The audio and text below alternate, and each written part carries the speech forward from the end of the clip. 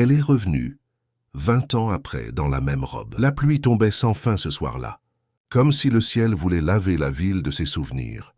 Assis dans son vieux fauteuil, devant la vitrine embuée de son petit café de quartier, Marc fixait la rue, sans vraiment regarder. Cela faisait 20 ans jour pour jour. 20 ans depuis qu'elle était partie, sans un mot, sans une explication. 20 ans de silence, d'interrogation, de lettres jamais envoyées. Et puis, à 19h02, elle est entrée. Même démarche, même regard, et la même robe, la robe bleue qu'elle portait ce jour-là, un peu usée aux coutures, mais intacte, comme figée dans le temps. Marc sentit son cœur s'arrêter. Pas un mot ne sortit de sa bouche. Les clientes s'étaient tues. Même la machine à café semblait s'être arrêtée. « Bonsoir, Marc, dit-elle simplement. Il mit quelques secondes à retrouver sa voix. « C'est impossible. » Elle s'approcha lentement de la table. Elle n'avait pas changé. Pas vraiment. Un peu plus pâle peut-être, les yeux un peu plus fatigués.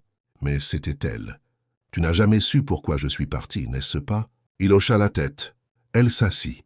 « Je n'avais pas le choix. Ils m'ont menacé.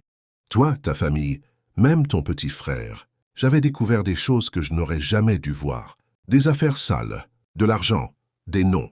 Et puis un jour, une enveloppe sur mon lit, part où ils mourront. » Marc se leva brusquement. « Mais pourquoi ne m'avoir rien dit? Parce que tu m'aurais suivi.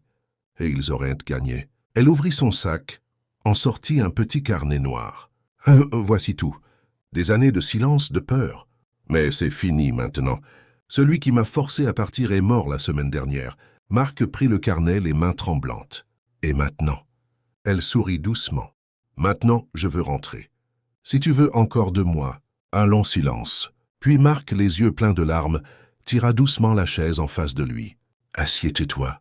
Tu es chez toi.